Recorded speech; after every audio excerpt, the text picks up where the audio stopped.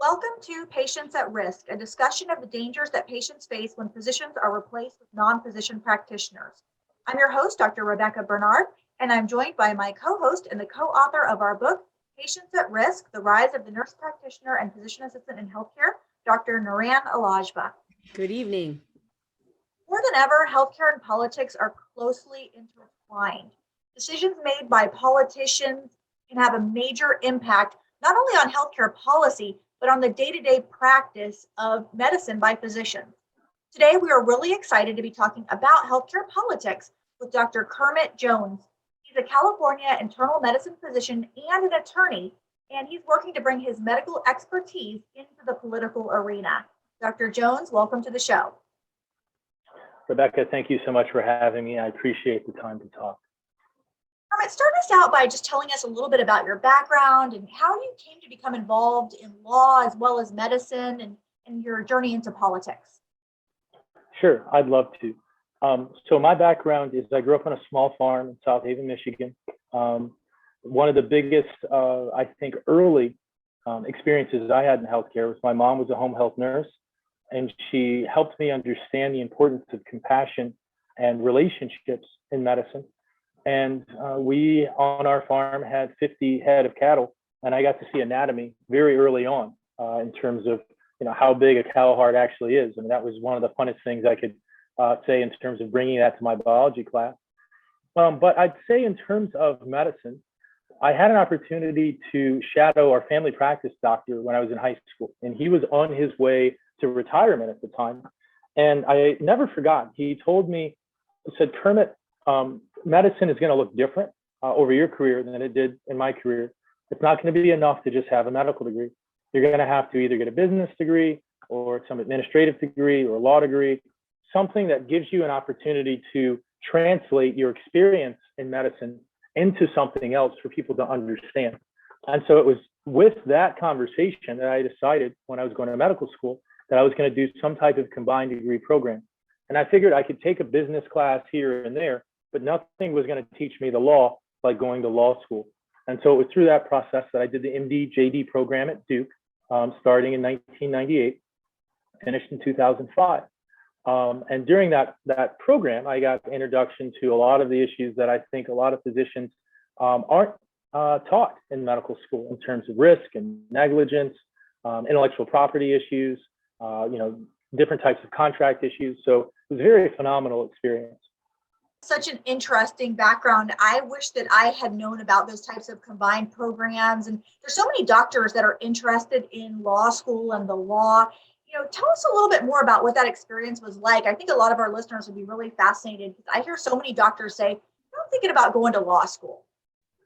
Yeah, definitely. I would say of no other experience that I had, it helped me frame medicine in a way in which I could understand the importance of individual rights, in terms of patient autonomy, informed consent, making sure that patients understand what we're doing to them, because if they don't understand that, they don't consent, then it is assault and battery.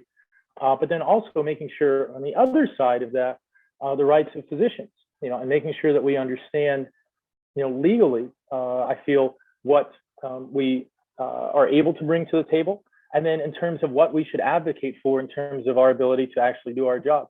I'd say in addition to a lot of that background information I got, understanding the importance of advocacy, understanding how to frame arguments based upon evidence and logic and reasoning was probably the most fulfilling thing that I got out of the law school experience. And then I think much broadly, I had opportunities to work on HIV and AIDS policy at the World Health Organization, got to work on intellectual property issues. I had the opportunity to work at a law firm doing FDA regulatory work, which was very important because then that helped me understand that process when I had to advocate for specific medicines for my mom to go on fast forward when she was diagnosed with lung cancer about 25 years later. People forget how much the professions are linked. And certainly as a pediatrician, every day I'm facing questions. I've got all these 13 and 14-year-old teenagers who want to get COVID shots. And it's so interesting when I have one parent or the other who says, absolutely not, I'm not allowing it. And it's, of course, and I know this probably varies by state, but as a pediatrician, this has come up for years, where we've had to talk about the mature minor doctrine and do we Right. think the child can consent? And it's been Right. amazing to me how few, we have a lot of practices in Washington that refuse to give any shots to a child that's under 18 if a parent doesn't approve it. And I'm over here saying, hey, it's one parent. We need one parent, to approve it. We also, if it's a mature minor doctrine and we feel Exactly. that we have discussed it with the patient, we've known the patient their entire lives, they really understand what they're facing and the risks, benefits, and alternatives, then we can discuss that in our chart. This child meets mature minor doctrine standards. I'm going to go ahead and immunize them. And again, it's always been able to hold up. I definitely have seen parents get angry with me, but the bottom line is I think it's so important for patient autonomy that we have this understanding of the law as it applies to whatever specialty. Obviously mine's pediatrics, but let me ask you something about that mature minor doctrine. Is that something that's statewide, or is that federal policy? For us, it's my understanding is it's statewide. Again, I only know Washington state law. I know that whenever these things come up, I do always contact my malpractice insurance company. But I originally had this problem. The child lost her mother and there was no father. So she was taken in by a kind of unrelated guardian when she was 14 years old. She's now in her 30s and I'm taking care of her kids in another generation. But immunizing her at that time, at 14 was like, oh my gosh, what do I do? And that's when I first learned about how do you immunize an unaccompanied minor, because this comes up from time to time. And I remember thinking, I wish I'd gone to law school, because there are so many times these small issues come up, but it's allowed me to sort of fight for patients, which of course is, so important. Yeah. Yeah, I couldn't agree more. And it does vary from state to state, because the laws of the states are going to vary based upon whatever state you're in, and the Supreme Court precedent in that state and the case law. But I would say that this goes to your point, to the capacity, and whether the minor, whether they're emancipated minor or not, has capacity to make those types of decisions. And thankfully, the law is broad enough that it's outside of, much broader than medicine, in which we've determined whether they felt as if people would have, or minors would have, capacity to contract for specific things, to make specific decisions. And this falls into medicine, and it's very important. And even to your point, we've had situations where, unfortunately, doctors would not know whether a patient had the capacity to make a decision or not.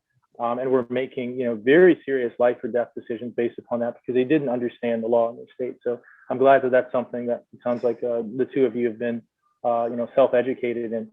Yeah, it's something that comes up all the time. Even just today, the reason I was asking that question is that just today I received a message from a patient saying that the child wants to get the vaccine, the COVID-19 vaccine specifically, I think 15-year-old.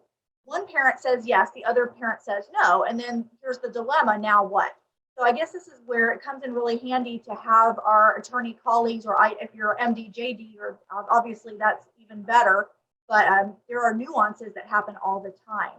So it sounds like not only is that helpful to you as practicing as a physician, but also a lot of times we see attorneys parlaying into the political arena. And that's something, Dr. Jones, that you are looking at right now. And in fact, I'd like to just share a little bit of the email that you sent us, which said, like Dr. Alajba recently said, healthcare has been hanging by a thread for some time. Reading the book Patients at Risk has emphasized to me that physicians have no one fighting for us and our ability to care for patients at the congressional level for decades.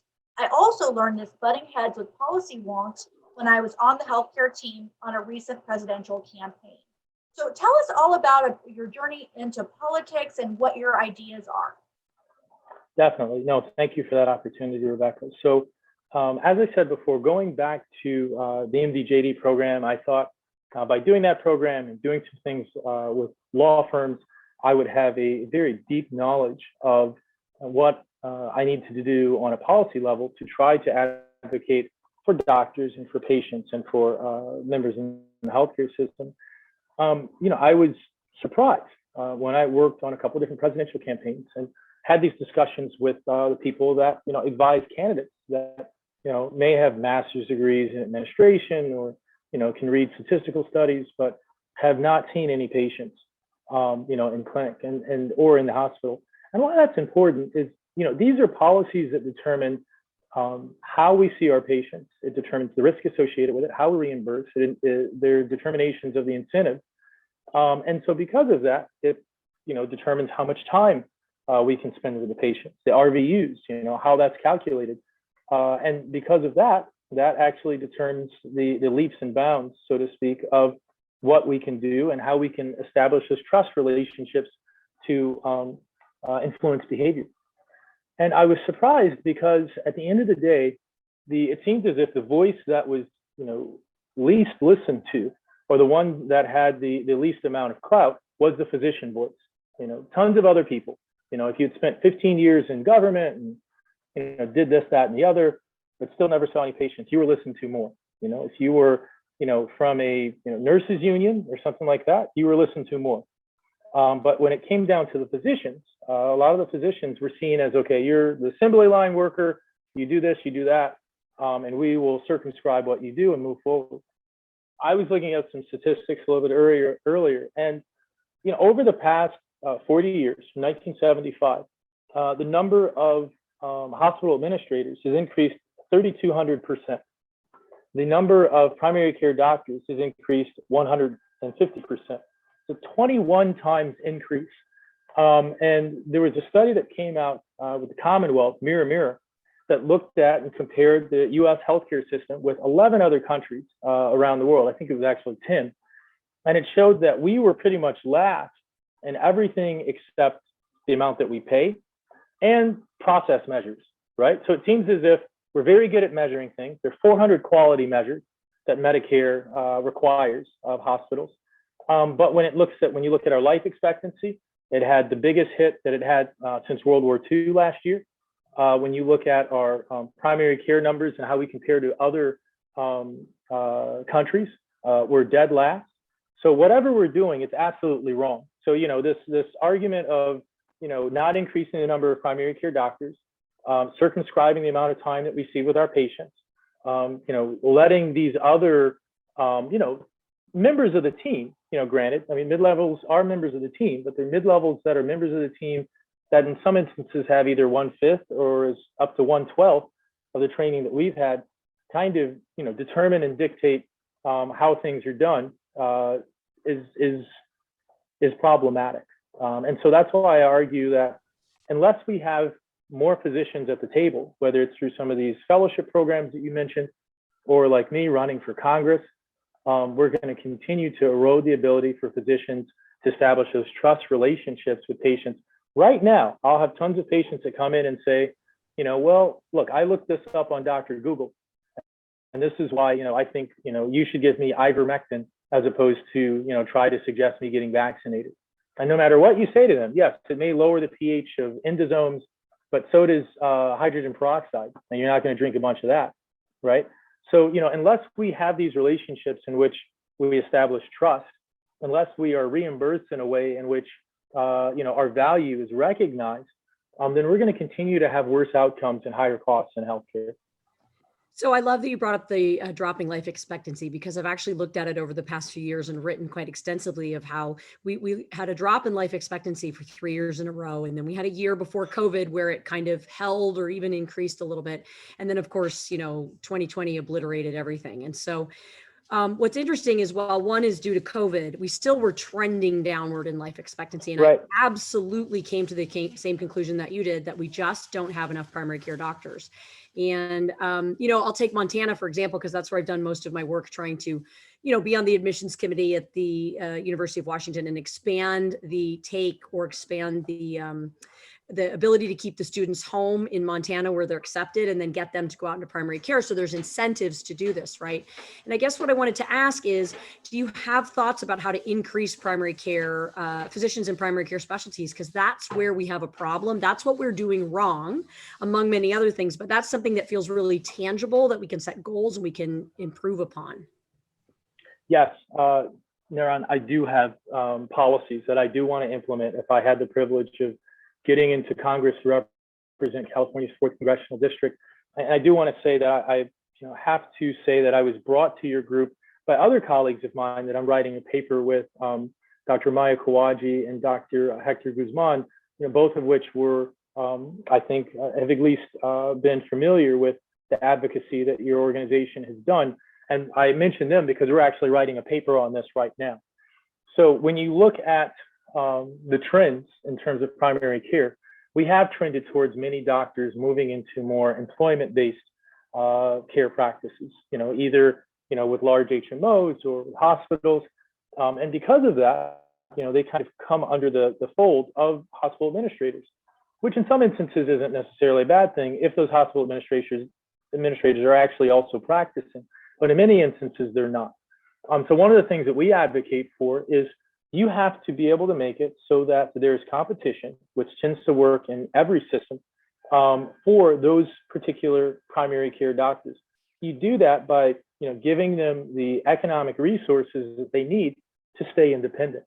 We learned during COVID that when the federal government wants to, it can put $6 trillion into the economy, right, and keep going. The same thing should be advocated for with respect to primary care doctors. If one of the policies I want to put in place is if you are a primary care doctor that wants to hang your shingle out in an area that's not a lot of primary care doctors or rural, the federal government should be able to say to you that we'll give you a $250,000 forgivable loan to set up a practice. If you stay there for 5 years, it's completely forgiven. And they'll also provide insurance for you to do that. If you're a group of 2, it would be $600,000. A group of 3, it would be $1 million. So doing this in a way in which you provide the economic means for physicians to stay independent and do things in the community that they wouldn't otherwise be able to do. Otherwise, they make the decision of becoming employees. Once they become employees, they are turned into cogs, pretty much, and they no longer have the independence of their practice. So that's point one. Point two, as both of you, I'm sure, are very aware, there are programs out there that help residents that come out of residency go into public health service forgivable loan programs. A lot of those are designed that you have to work at a public hospital or some public setting. I think that is short-sighted. There are many instances in areas, whether it's rural or urban, where there may not be a public hospital there. There may only be private options. We should have people get loan forgiveness whether you go into an area where they're not primary care doctors, whether it's public or private, you still get loan forgiveness. Because at the end of the day, what we're trying to do is increase the number of primary care doctors out there. We should shorten the pipeline, make it so that if people want to go into primary care, there are more monies out there for them to be able to do that. And there's some places that we've proven with respect to the UK where people don't necessarily need to be in undergrad for 4 years. They can be in undergrad for 2 years and go straight to medical school if they go in a primary care pathway. Increase the reimbursements of primary care doctors. For primary care doctor to compete with specialists, and this is why 70% of people finish residency and go into specialty. One, because they make so much money, and then 2, because they don't need to see as many patients. You have to increase the amount of money that you're going to pay primary care doctors. And also, Kermit, get rid of some of the unnecessary burden on the primary care physician, because that's one of the reasons that I've opted out of Medicare at this point is I could not comply with meaningful use as a small practice. It costs money, and I cannot implement an electronic health record that is required to capture reasonable reimbursement. So that's one of the things that really has to be changed. Everything you said, I'm 100% on board with. But then also, we really got to cut some of those barriers that make it to where nobody wants to do primary care anymore. With those 400 quality measures, in some instances, several hundred quality measures in the outpatient setting, one of the primary things I would do is challenge CMS to actually drop quality measures that have not correlated with improved outcomes. There have been studies by people like Andrew, I think Ryan at the University of Michigan that demonstrated that some of the quality measures we have out there do not correlate with outcomes, and you require people to meet these quality measures. If for every 2 hours that a physician spends trying to fill out a lot of these measures, that in some instances is 5 to 10 less patients that they get to see that day, and you create a supply-demand mismatch. And I'll stop with that. Sorry, I've been talking too long. No, I was actually going to essentially say what you were talking about, because of course I am opted out of Medicare as well for obvious reasons. None of my patients qualify for Medicare, thankfully. And I would say that, I'm still on paper. And what's so interesting is when you talk about this forgivable loan, I've been spending with COVID, I'm in Washington State, obviously, and I have young children. We are not flying on airplanes and we are not traveling other than to go to the San Juan Islands, which is a small area group of 5 main islands and a number of surrounding islands. And there's not a single pediatrician on the islands. Actually, I've now, Wow. and I've been vacationing there and just talking to the community, and it keeps coming up over and over that they need a pediatrician. And it's easy for me, right? I have all the insurance contracts. I have paper charts. I can easily go up there. I've talked a lot about spending 3 days a month up there doing basic preventative care. And the big logjam right now is essentially, number one, finding a place to put the clinic or put a clinic or rent space or whatever, and make that investment to hang the shingle. And it really wouldn't be hard. I'm already up and running, right? But something like you're talking about would be perfect for someone like me. I could be open in a month or less with a grant or a loan. And, again, the PPP loan, I know for many small businesses, including my own, kept my employees working. It was easily forgiven because I followed the rules, and it really helped bolster independent practices to stay open. So I think that that's kind of a fantastic idea and plan. And I think these are the kinds of innovative solutions we need. Yeah, what we saw during COVID with the 1134 waivers was that, to make it so that you could, do virtual medicine anywhere in the country, was the sky didn't fall, right? I mean, so we had a lot of things where they said, hey, look, if you do X, Y, and Z, it's going to compromise patient data and HIPAA and these other types of things. But in a crisis, all of a sudden, all those regulations went away, right? So we are regulation heavy, and in the instance where we were trying to figure out how do we get more patients seen, have better relationships, and save money, we need to look at what's out there and start trimming the fat away from things so that people can actually do the jobs they're trained to do. Well, I think that this is the main reason why we have that, 3,000% jump in healthcare administrators, because it coincides with all of the requirements and obligations that healthcare centers must comply with. So they hire all these different people, and we create more and more members of the team. And to me, that just basically spreads around the responsibility so that really ultimately nobody's really in charge. You just sort of pass the buck from person to person, which, I say that the trouble with team-based care is that you're only as good as your weakest link. And when you have a huge team of all these different people, one person doesn't pull their weight and patients get harmed. So that's an unintended consequence of all of this. So I'm doing direct primary care. So I've cut out all of that sort of thing. I'd love to see a way that doctors could work with the system, be able to take Medicare, be able to take insurance, but not be administrated to death over it. I think that that's really a big solution. And, you mentioned about statistics. One of the things that we uncovered in our book is that the United States ranks 24th of 28 similar nations as far as our number of physicians per capita. And yet we rank number one as far as nurse practitioners and physician assistants. And I think it directly correlates to this increased burden. We've hired all these associates to try to help us be able to take care of patients. And the question is, did we really need all of that? Or could we have just simplified the system so that doctors could have the time with patients and not have to do all this meaningless use? Rebecca, I 100% agree. I mean, so I looked at some data before we got on that said, on average, across the country, the number of physicians per 100,000 ranges from about maybe 119 in Mississippi, and it may be 190. I'm not looking at the data in front of me, to over 300 per 100,000 in the Northeast.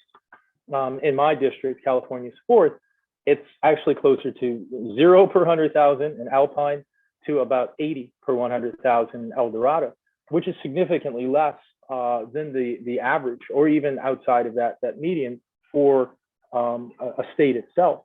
But where that goes to is the exact point of what you said. When you look at the basic economics, which I took enough economics classes to understand this, if in order to hang out your shingle, you have to have all of these people that can process the claims, you have to have all the people that can run the management department, and you boil all that overhead down in the per unit cost, it costs too much for that physician to go out into some small area on the islands off of, Washington to set up their shingle. And that's directly correlated with all of these different requirements, and, just to be completely fair, I'm not saying that the people that are making a lot of these rules aren't well-intentioned.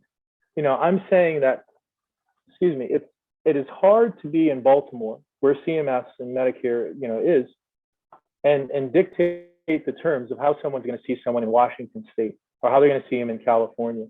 It's just not going to work because there's not enough understanding of the nuance of what's going on in those situations for that to occur. I'll give you one more good example. I was talking to a previous president of the AMA, and we were talking about some of these different, average requirements that are sometimes placed on reimbursement for particular types of patients.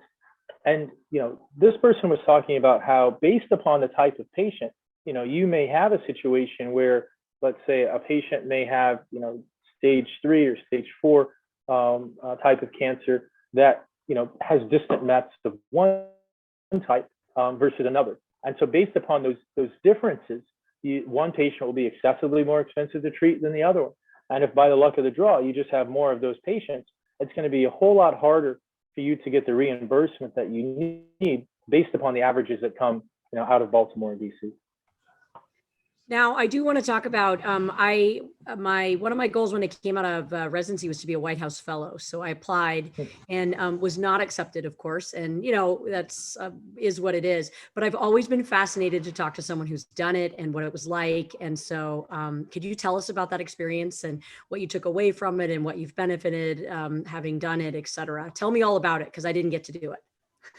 Yeah, no, thank you. Well, I feel very lucky to have done it. I'll be honest with you. And I was shocked, when I got chosen. I'll tell you, even my wife, when we found out that I got accepted, she said, I'll be honest with you, I didn't think you were going to get this. So I wasn't sure, I was like, did they make some mistake or something like that?